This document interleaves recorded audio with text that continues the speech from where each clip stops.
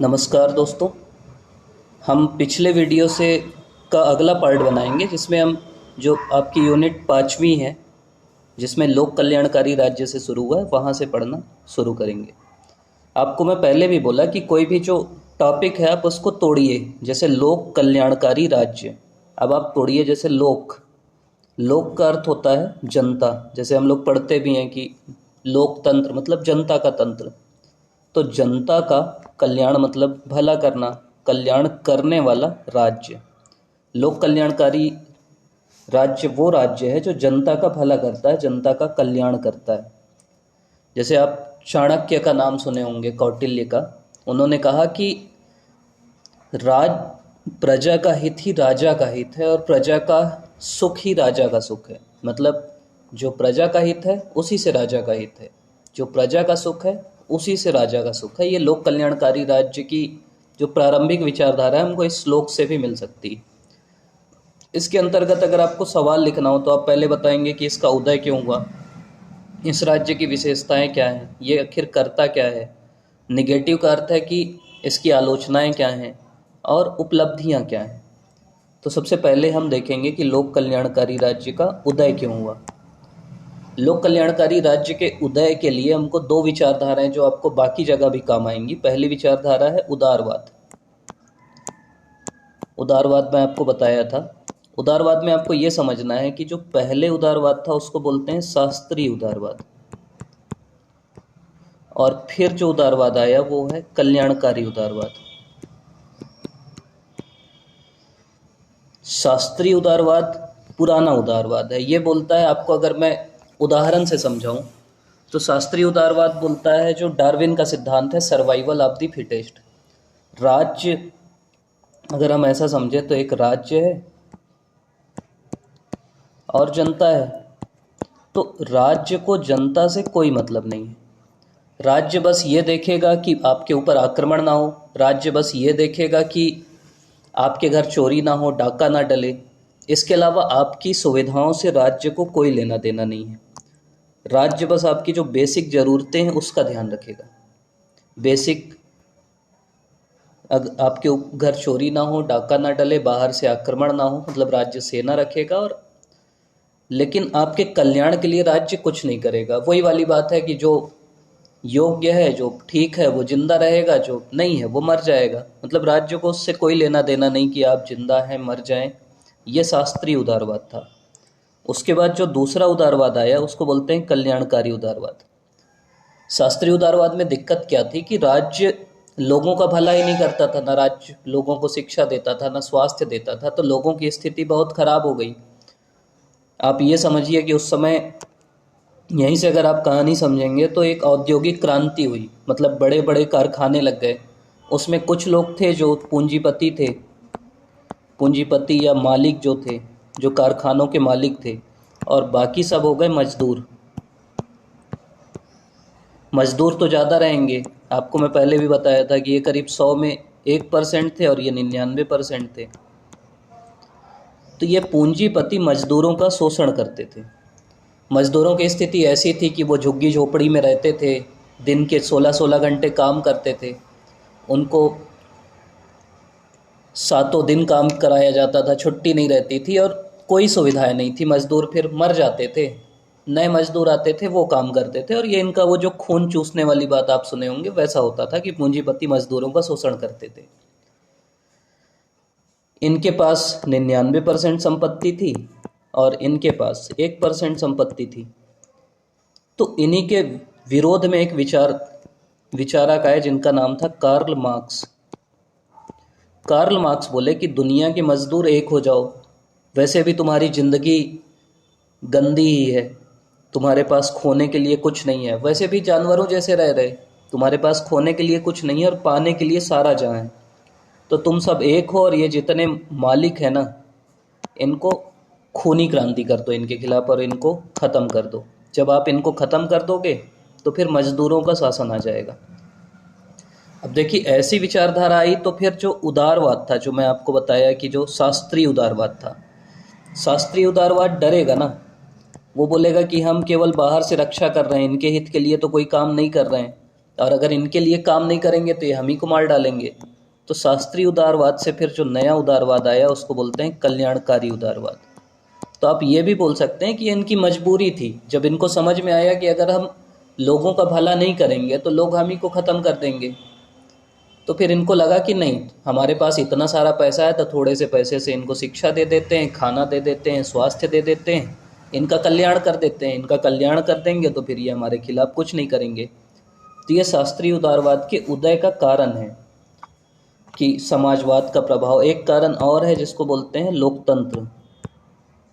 एक उदारवाद में चेंज है, एक मार्क्सवाद के कारण आया, एक लोकतंत्र के कारण भी आया। लोकतंत्र आप जानते ही हैं कि एक हर व्यक्ति के पास एक वोट है, वो कितना भी गरीब है, झुग्गी झोपड़ी में भी रहता है तो भी उसके पास एक वोट है। तो अब जो भी नेता हैं वो तो चाहेंगे ना कि हमको इनका वोट भी मिले तो वोट लेने के लिए भी लोक कल्याणकारी राज्य आया। अब अगर आपसे बोले कि लोक कल्याणकारी राज्य की विशेषताएं क्या होती हैं, उसका गुण क्या होता है, तो वही लिखेंगे आप। विशेषताएं या गुण में आप लिखेंगे एक तो सामाजिक सुरक्षा। आपको मैं बताया था कि हर चीज़ में एक सामाजिक होता है, एक आर्थिक होता है, राजनीतिक होता है। सामाजिक सुरक्षा मतलब सामाजिक रूप से उनको शिक्षा मिले, स्वास्थ्य मिले, किसी भी प्रकार का भेदभाव ना हो धर्म के आधार पे, जाति के आधार पे, तो ये कहलाती है सामाजिक सुरक्षा। दूसरा होता है आर्थिक सुरक्षा।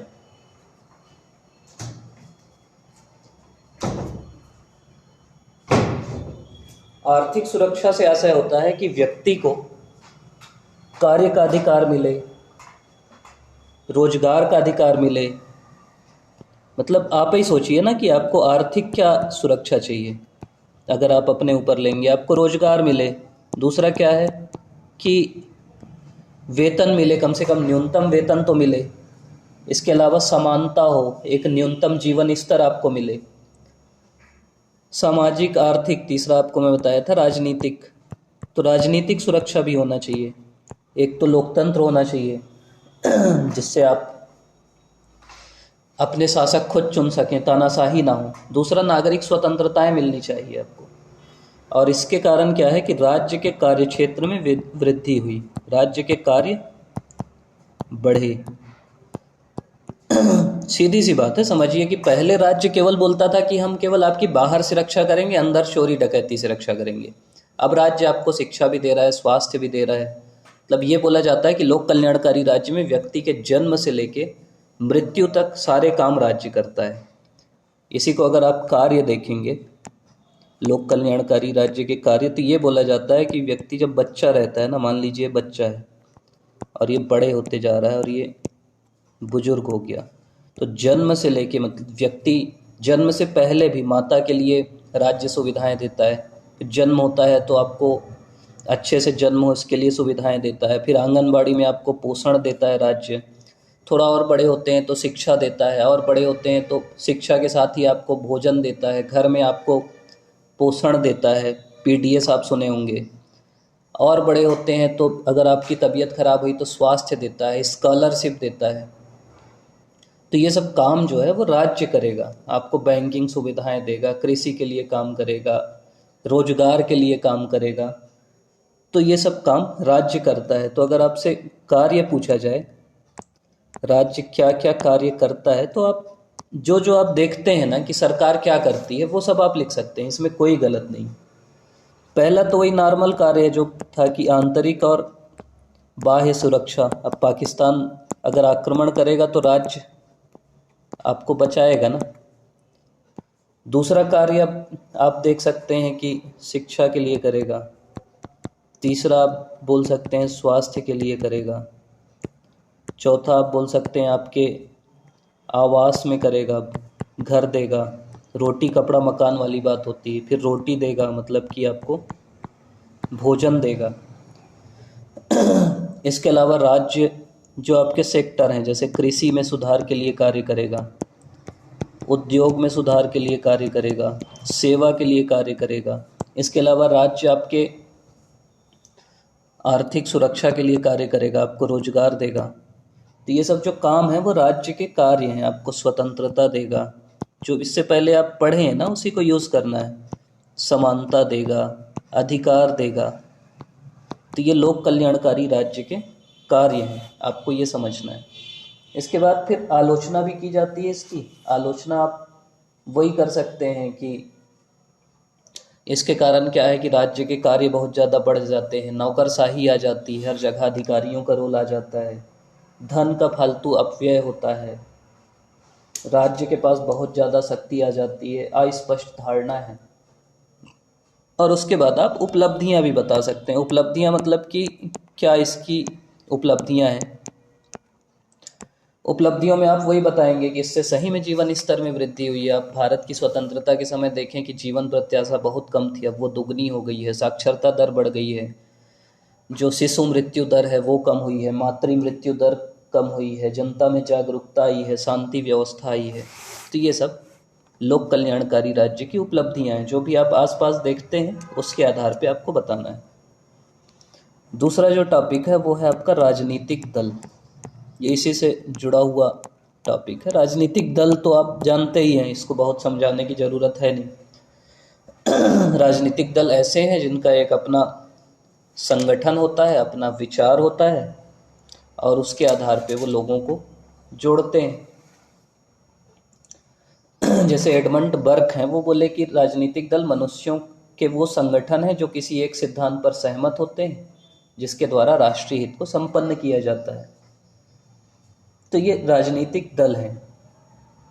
दल जैसे आप अभी भी देखते होंगे, बीजेपी है, कांग्रेस है, अलग अलग आप है।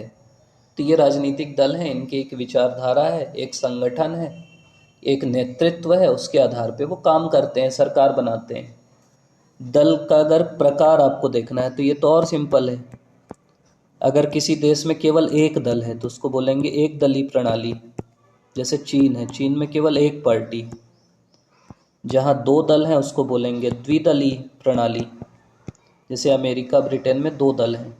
और भारत जैसे देश में बहुत सारे दल हैं तो उसको बोलेंगे बहुदलीय प्रणाली। ये तो बिल्कुल सिंपल सी चीज़ है कि एक दल, दो दल और बहुदलीय। उदाहरण आप यही दे सकते हैं कि यहाँ चीन हंगरी बोल दीजिए, यहाँ ब्रिटेन अमेरिका बोल दीजिए, बहुदलीय में आपका भारत ही है, पाकिस्तान है, जर्मनी है। फिर राजनीतिक दल करते क्या है? राजनीतिक दलों के अगर आपसे पूछा कि कार्य क्या होते हैं, राजनीतिक दल क्या करेंगे, तो पहली चीज़ तो है कि वो शासन का संचालन करेंगे।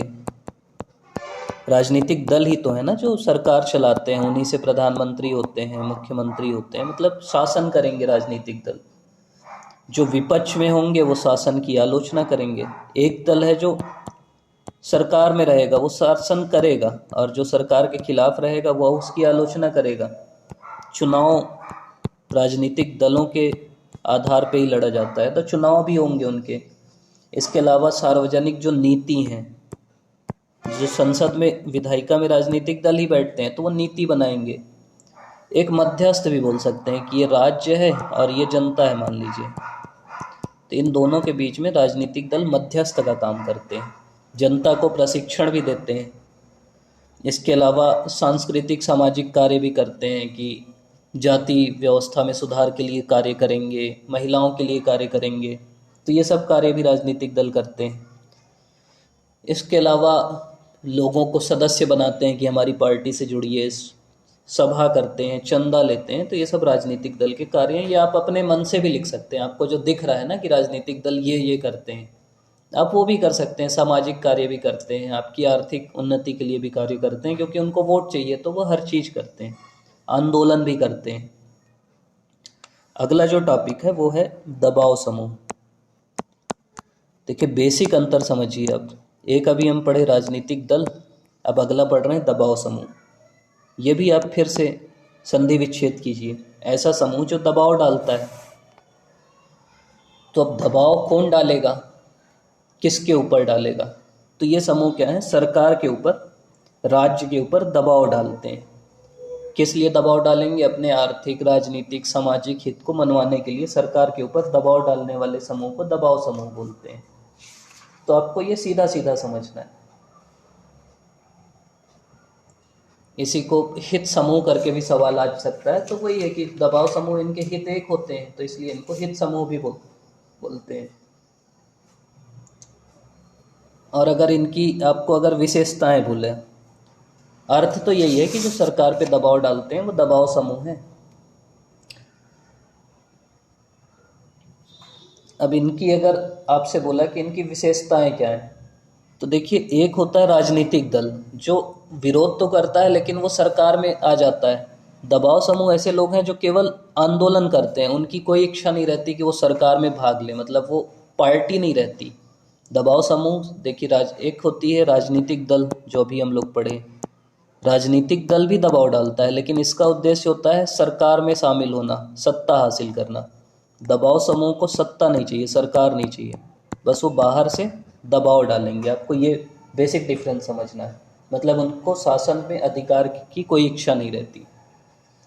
इसके अलावा इनकी सदस्यता सीमित होती है, क्योंकि अब जैसे उदाहरण समझिए कि आपके यहाँ आप बांध बनने वाला है, बहुत से लोगों की ज़मीन उसमें जाने वाली है, तो कुछ लोग आंदोलन कर रहे हैं कि बांध नहीं बनना चाहिए, तो वो एक दबाव समूह है, वो सीमित होंगे ना।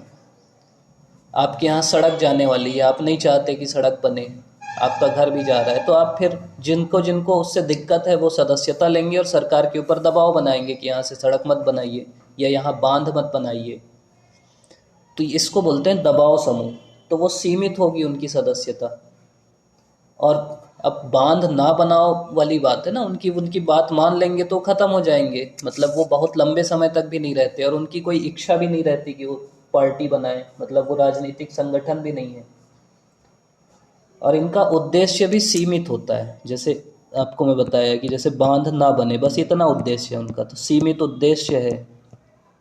सदस्यता भी सीमित है, क्योंकि केवल यहीं के हैं ना, पूरे देश के लोग थोड़ी उनके साथ आएंगे कि हाँ यहाँ नहीं बनना चाहिए बांध। तो उद्देश्य भी सीमित है, सदस्यता भी सीमित है, शासन मतलब सत्ता पे या शासन पे अधिकार की कोई इच्छा नहीं है। और ये तरीका दोनों, या तो संवैधानिक, शुरू में प्रेम से बोलेंगे कि ऐसा कर दो वैसा कर दो, असंवैधानिक तरीकों का भी यूज़ करते हैं। तो ये दबाव समूह के लक्षण या विशेषताएं बोल सकते हैं। और इसीलिए इनको अज्ञात समूह भी बोला जाता है, अज्ञात साम्राज्य भी बोला जाता है।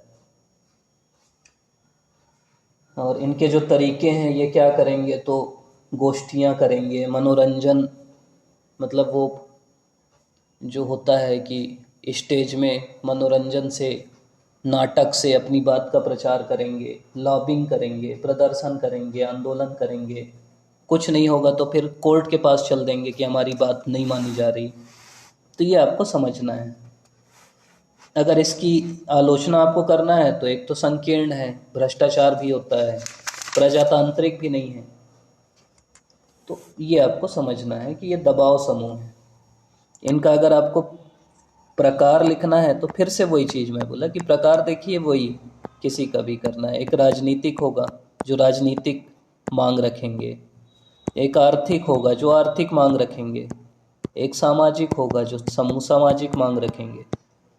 जैसे कोई समूह है वो राजनीति का उद्देश्य है उसका, कि कोई बोल रहा है ऐसा दबाव समूह बना कि 16 साल वालों को भी वोटिंग राइट मिले, तो वो राजनीतिक है।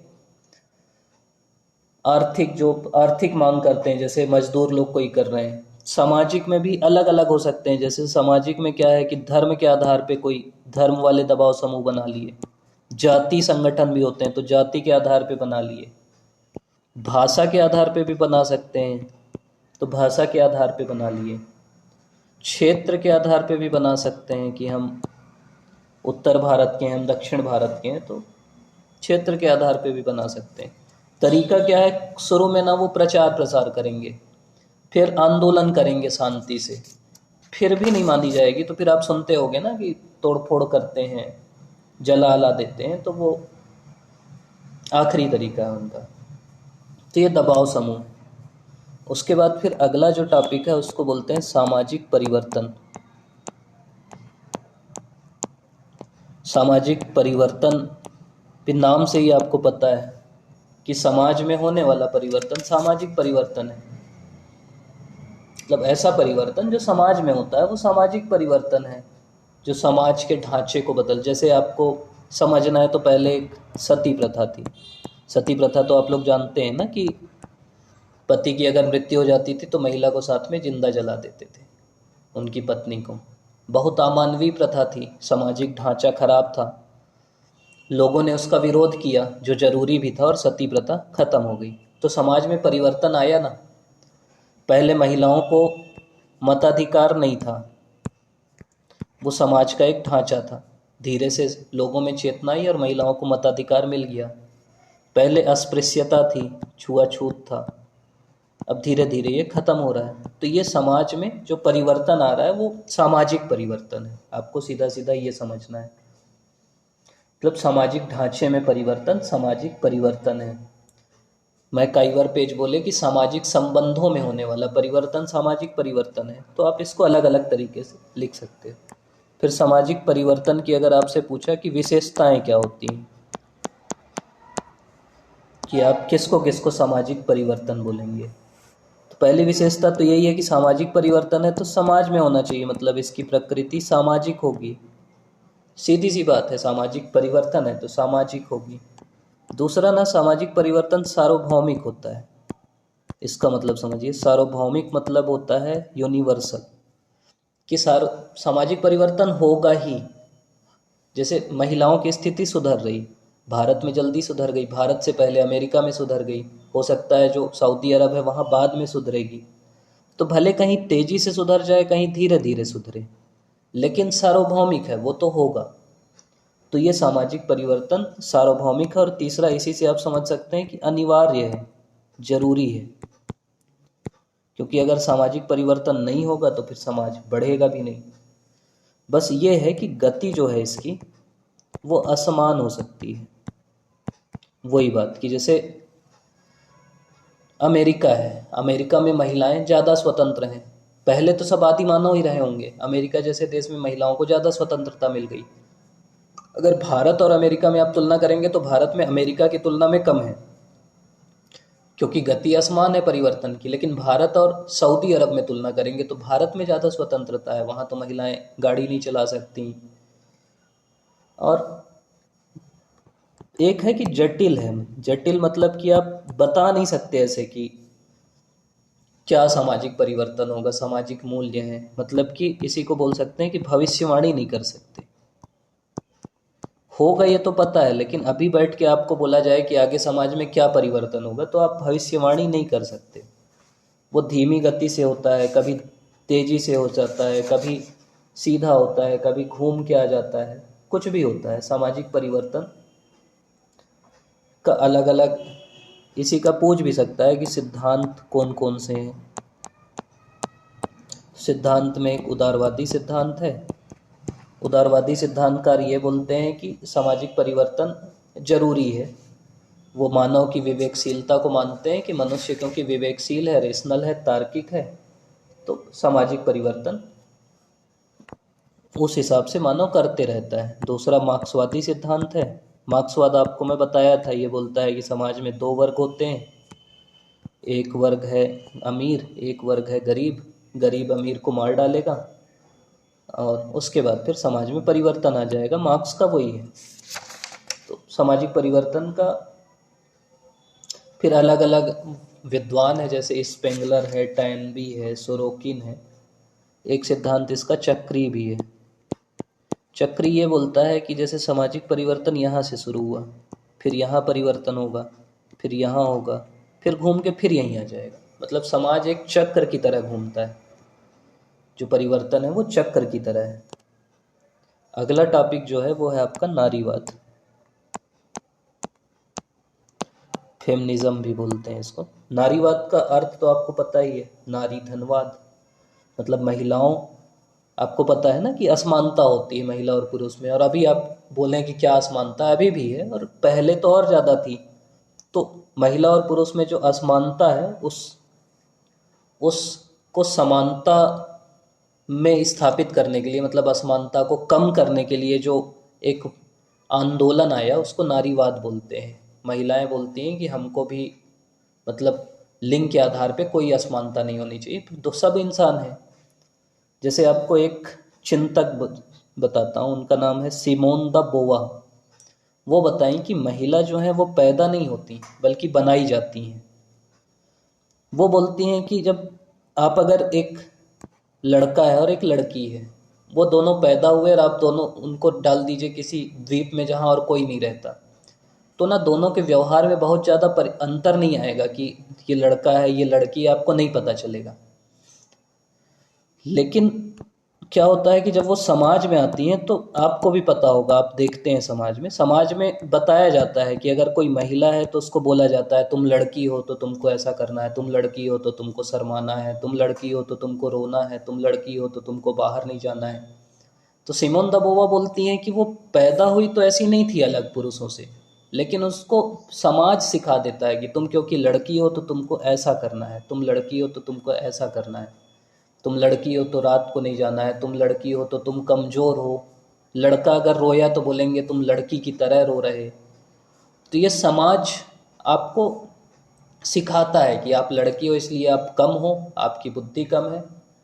आप कोई बहुत बड़ी बहन भी है तो उसको छोटे बच्चे के साथ भेजेंगे कि इसके साथ बाजार जाओ, तो उसके दिमाग में भर जाता है कि मैं लड़की हूँ इसलिए मेरे को ऐसा रहना है। तो लड़की पैदा नहीं होती, बनाई जाती है, समाज बनाता है, ये समझाती हैं सिमोन द बोआ। फिर नारीवाद के जैसे वो आप सुने भी होंगे कि एक है कि महिला बोलती है कि गला मेरा मंगलसूत्र तुम्हारे नाम का, नाक मेरी नथुनी तुम्हारे नाम की, मांग मेरी सिंदूर तुम्हारे नाम का, मतलब जो भी मेरे पास है सब तुम्हारे नाम का है। बड़ों की का का पैर मैं छूऊं और सदा सुहागन का आशीर्वाद तुम्हारे नाम का, आखिरी मैं पूछती हूँ कि क्या है तुम्हारे पास मेरे नाम का। तो नारीवाद उसी चीज़ की बात करता है कि जो पूरी संरचना है वो पुरुषों के हिसाब से बनाई गई। मार्क्सवाद जैसे बोलता है ना कि अमीर गरीब का शोषण करते हैं, नारीवाद बोलता है कि पुरुष महिलाओं का शोषण करते हैं। अब इसके प्रकार अगर आपको समझना है कि नारीवाद के प्रकार क्या क्या हैं, तो एक तो है उदारवादी नारीवाद। उदारवादी नारीवाद सीधा सीधा वही सब बोलता है कि हमको भी मत का अधिकार दो। पहले आपको पता है कि महिलाओं को मताधिकार नहीं था, तो उदारवादी नारीवाद बोलता है कि राजनीतिक अधिकार दो, बाकी सब अधिकार दो हमको। दूसरा है मार्क्सवादी नारीवाद। मार्क्सवादी नारीवाद में मेन एक एंजल्स थे, वो अपनी किताब लिखे और बोले कि जो निजी संपत्ति है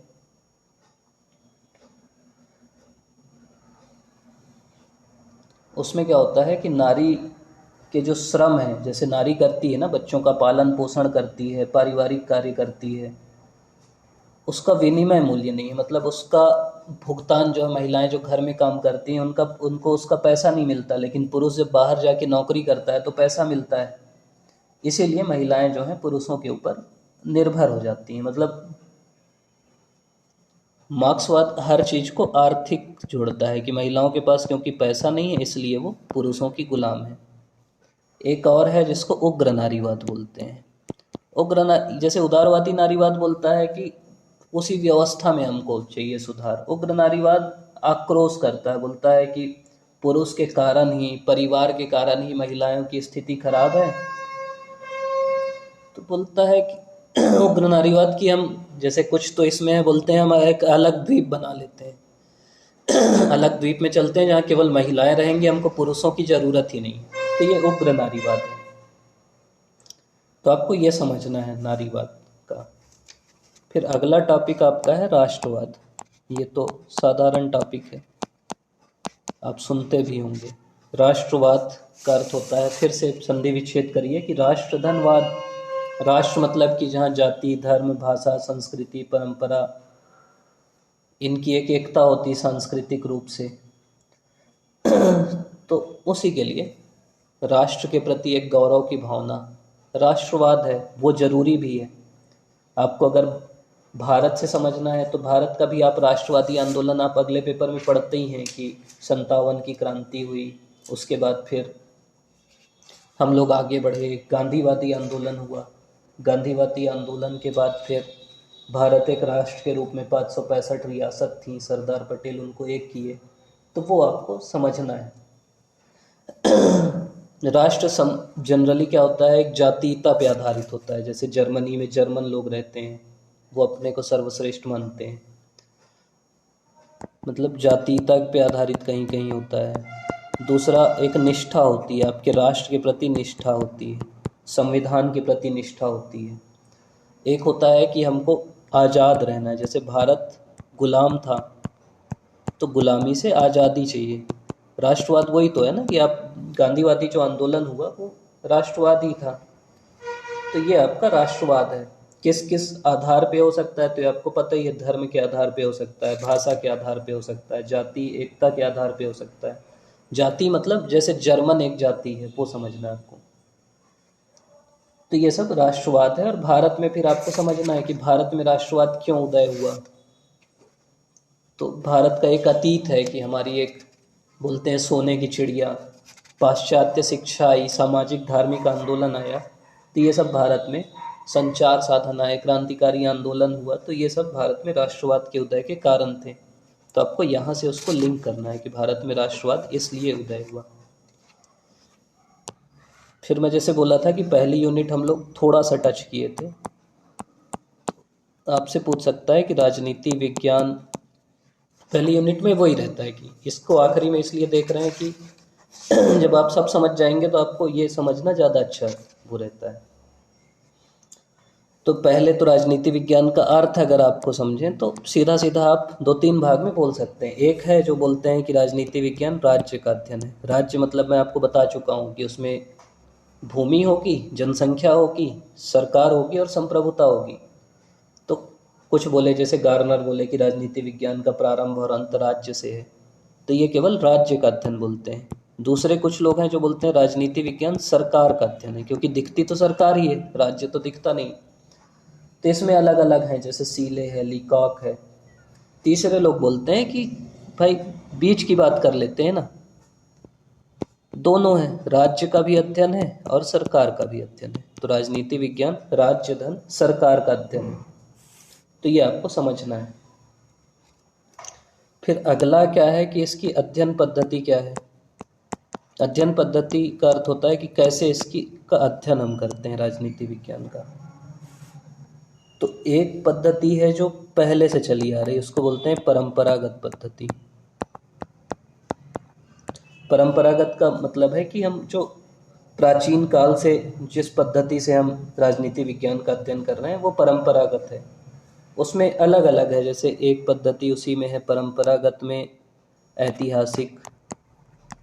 ऐतिहासिक नाम से ही आपको समझ में आता होगा कि इतिहास के आधार पे हम अध्ययन करते हैं। हम बताते हैं कि जो राजनीति आज की है वो पहले कभी इतिहास रहा होगा, अभी जो हम देख रहे हैं आज से 100 साल बाद ये इतिहास हो जाएगा। तो एक ऐतिहासिक पद्धति है। एक तुलनात्मक है, जिसमें हम तुलना करते हैं कि जैसे भारत और अमेरिका की व्यवस्था की तुलना कर लिए, भारत चीन की तुलना कर लिए। एक पद्धति जिसको दार्शनिक बोलते हैं, जिसमें दर्शन शास्त्र का उपयोग होता है। एक पद्धति जिसको मनोवैज्ञानिक बोलते हैं, जिसमें जनता के मनोविज्ञान का प्रयोग होता है। एक पद्धति है जो समाजशास्त्री है, जिसमें समाज का। तो आप सीधा सीधा ना ऐसा भी याद रख सकते हैं, याद करना है तो जो विषय है ना आपका, एक इतिहास विषय है तो ऐतिहासिक, दर्शन शास्त्र है दार्शनिक, मनोविज्ञान है मनोवैज्ञानिक, समाजशास्त्र विषय है समाजशास्त्री। ये सब प्राचीन पद्धति है। और अभी की अगर पद्धति देखेंगे तो वैज्ञानिक पद्धति है, जिसमें आप विज्ञान का अध्ययन करते हैं। एक पूछ सकता है कि राजनीति विज्ञान का क्षेत्र क्या है। क्षेत्र मतलब आप क्या क्या अध्ययन करते हैं। तो पहला क्या है कि इंसान का अध्ययन करते हैं, मानव का अध्ययन। दूसरा क्या है, राज्य का अध्ययन करते हैं। तीसरा क्या है, सरकार का अध्ययन करते हैं। तो फिर वहीं से आप कनेक्ट करते जाइए। इसके अलावा क्या है कि समस्याओं का करते हैं, राष्ट्रीय समस्या हो गई, बाकी समस्या हो गई, तो उनका भी अध्ययन करते हैं। तो ये राजनीति विज्ञान का अध्ययन है। फिर आपको थोड़ा समझना है शक्ति, कि शक्ति क्या है। शक्ति अगर आपको सीधा सीधा समझना है तो ऐसा समझिए कि किसी से वो काम करवाना जो जनरली वो करना ना चाहता हो। जैसे मान लीजिए मैं वैसे भी सुबह 10 बजे सो के उठता हूँ। अब आप मेरे से कोई बोला कि मैं तेरे को सुबह 10 बजे उठना है, मैं वैसे भी उठता हूँ, उठ जाऊँगा।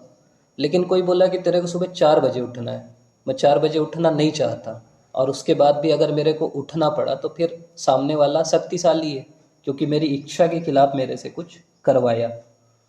तो उसी को बोलते हैं शक्ति। मतलब दूसरे के आचरण को अपने लक्ष्यों के अनुसार प्रभावित करने की क्षमता शक्ति है। मेरा आचरण है, दूसरा अपने लक्ष्यों के हिसाब से उसको प्रभावित कर लिया, तो इसका मतलब वो शक्तिशाली है। और शक्ति क्या है कि शक्ति के लक्ष्य भी समान नहीं होते। शक्ति एक संबंधात्मक अवधारणा है, मतलब दो दो लोग के आपसी संबंध पे निर्धारित करती है कि पहला व्यक्ति दूसरे के ऊपर शक्ति का प्रदर्शन करता है। तो आपको ये समझना है।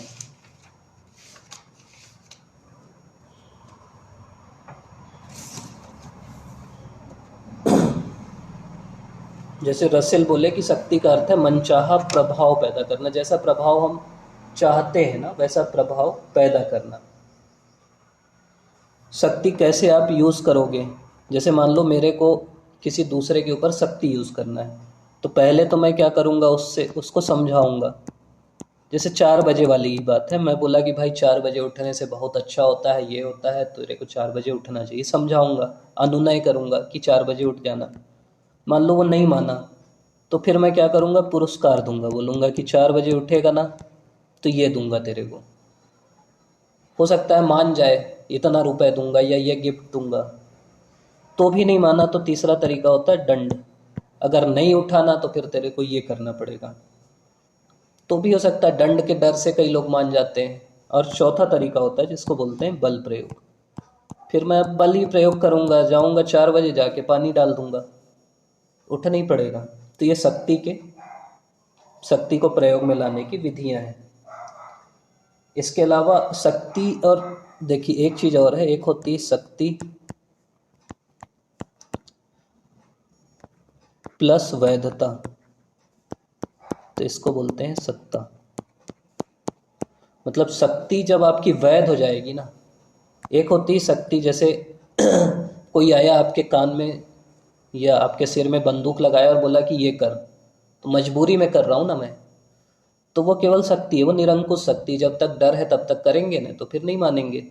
लेकिन वही शक्ति वैधता से जुड़ जाए, मतलब हम अपनी इच्छा से माने, तो फिर वो सत्ता कहलाती है। जैसे वही चीज़ की हम माने कि अब वैधता कब आएगी, जब हम ये माने कि हम ही इनको चुना के भेजे हैं। जैसे वही आपके प्रधानमंत्री जी आए और बोले कि कल से लॉकडाउन है, तो वो शक्ति है उनकी, और क्योंकि हम खुद चुने हैं प्रधानमंत्री, तो उनकी एक वैधता है, तो फिर वो सत्ता हो जाएगी उनकी। सीधा सीधा अंतर समझिए कि अगर कोई चीज़ आप डर के करते हैं ना मजबूरी में, जब वो बंदूक आपके सिर से हटेगी तो आप फिर वो चीज़ नहीं करेंगे, तो केवल वो शक्ति कहलाएगी। लेकिन जब उसको आप अपनी इच्छा से करेंगे, सामने वाले की शक्ति क्योंकि वैध है, तो फिर वो सत्ता कहलाएगी। सत्ता के या शक्ति के दोनों के आप ये प्रकार लिख सकते हैं। पहला होता है, उसको बोलते हैं परंपरागत शक्ति या परंपरागत सत्ता। परंपरागत मतलब जो परंपरा से, जैसे राजा महाराजा लोग हैं, अब राजा का बेटा राजा बना तो वो सत्ता है उसकी या शक्ति है। दूसरी होती करिश्माई, वो राजा का बेटा नहीं था जैसे गांधी जी, लेकिन उनकी बात सब मानते थे, तो वो करिश्माई, उनका अपना व्यक्तित्व था ऐसा करिश्माई। और तीसरा जो बोलते हैं उसको बोलते हैं लीगल रेशनल, कानूनी तर्क संगत। मतलब जो कानून के आधार पे आपको अगर शक्ति या सत्ता मिली तो वो कानूनी या तर्क संगत सत्ता है। तो ये शक्ति सत्ता में आपको डिफरेंस समझना है। फिर एक चीज़ जो छोटी सी चीज़ है जिसको बोलते हैं व्यवहारवाद। व्यवहारवाद का आपको ये समझना है कि जब राजनीति विज्ञान का अध्ययन ना विज्ञान के आधार पे होता है, तो उसको बोलते हैं व्यवहारवाद। व्यवहारवाद में क्या किया जाता है कि अनुभविक सिद्धांत पे बल दिया जाता है। इसमें व्यक्ति व्यवहारवाद, फिर समझ लीजिए, व्यवहारधनवाद मतलब व्यक्ति के व्यवहार का अध्ययन किया जाता है। अन्य समाज विज्ञान जो है, हिस्ट्री, जियोग्राफी, मनोविज्ञान, सबका यूज़ किया जाता है। और क्यों आया, क्योंकि द्वितीय महायुद्ध के बाद इसका विकास हुआ, क्योंकि जो परंपरागत पद्धति थी उससे आपको वो नहीं मिल रहा था इच्छित परिणाम। इसके जो जनक हैं उनका नाम है ईस्टन। इसके 8 विशेषताएं हैं, वो आपको याद रखना पड़ेगा। एक नियमितताएं होती हैं, एक सत्यापन होता है, एक तकनीक का प्रयोग किया जाता है। किसी भी चीज़ का हम सत्यापन करेंगे, किसी भी चीज़ को क्वांटिफाई करेंगे, सिस्टमेटाइजेशन होता है, फिर एक प्योर साइंस होता है कि इसको पूर्ण विज्ञान बनाना है। और इसी के खिलाफ जो दूसरा सिद्धांत आया उसको बोलते हैं उत्तर व्यवहारवाद। उत्तर व्यवहारवाद बोलता है कि आप बिल्कुल विज्ञान नहीं बता सकते किसी भी चीज़ को, मतलब एक होता है तथ्य, बोलते हैं कि केवल तथ्य की बात नहीं कर सकते, राजनीति विज्ञान में मूल्य भी है। जैसे एक अंतर से समझाता हूँ कि एक व्यवहारवाद है, एक उत्तर व्यवहारवाद है।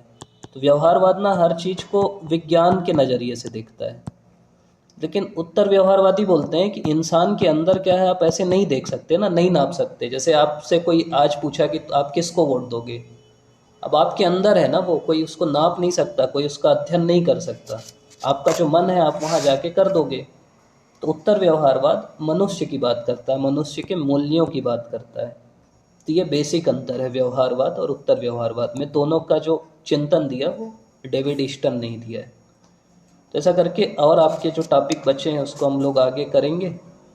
अगर आप लोग बोलेंगे कि इस टॉपिक को अच्छे से समझाइए तो वो अच्छे से समझाएंगे। बात वही है कि क्योंकि समय कम है और अभी मैं केवल जल्दी जल्दी सब टॉपिक को आपको एक समझ हो, इसके आधार पे जब आप अपनी किताब पढ़ेंगे तो आपको ज़्यादा अच्छे से समझ में आएगा। अगर आप अभी तक मेरी बात सुन रहे हैं तो धन्यवाद, इतने धैर्य से सुनने के लिए, इतना लंबा लेक्चर। और जो भी आपको लग रहा है कि ये गलती है, ये सुधारा जा सकता है, वो बिल्कुल बताइएगा, तो उसको हम लोग सुधारेंगे। और आगे कोशिश करेंगे कि हर टॉपिक, क्योंकि ये व्यवहारवाद उत्तर व्यवहारवाद ही 2 घंटे का टॉपिक है, तो उसको अच्छे से लेक्चर बनाएंगे, हम कोशिश करेंगे। आपका फिर से बहुत बहुत धन्यवाद हम लोग को सुनने के लिए।